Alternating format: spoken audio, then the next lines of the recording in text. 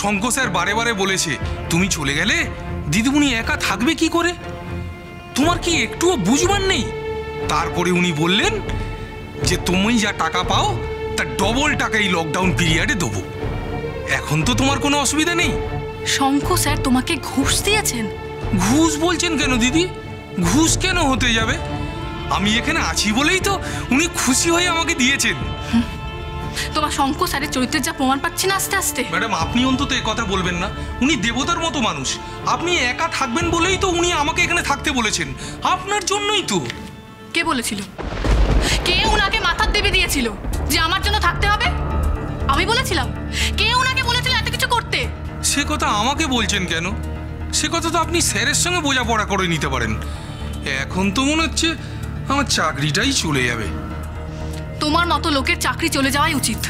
দেশে বউ বাচ্চা আছে, আপনি তো জানেন আমাকে কত কষ্ট করে সংসার চালাতে হয়। তাহলে এইরকম অন্যায় কাজ করো কেন? আমি কি অন্যায় করেছি বলুন তো? আমি ওনাদের চাকরি করি, ওনারা কিছু বললে আমি করব না? তুমি আমাকে মিথ্যে কথা কেন বলেছো?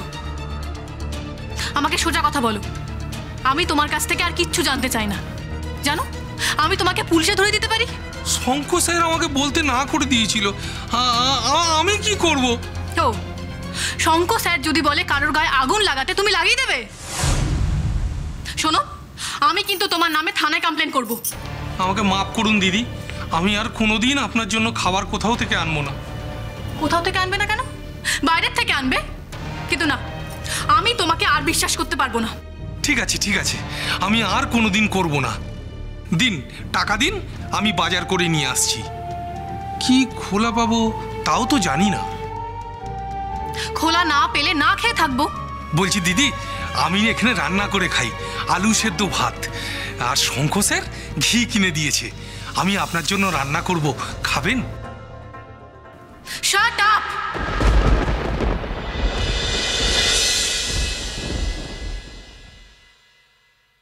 আসতে পারি? আসুন।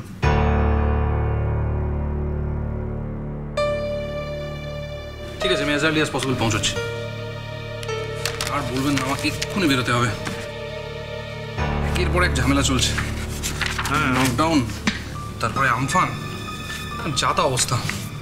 হ্যাঁ, আমি বুঝতে পারছি আপনার তাড়া আছে, আপনি খুব ব্যস্ত মানুষ। কিন্তু আমি একটা বিশেষ কারণে এখানে এসেছি, একটা বিশেষ কথা বলতে এসেছি।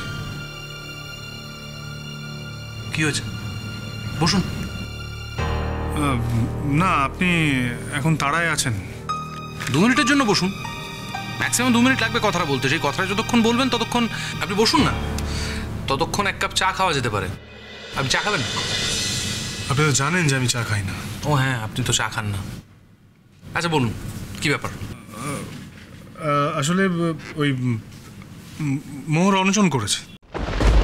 বট? হ্যাঁ, মানে ও তো খাওয়া দাওয়া সব বন্ধ করে দিয়েছে।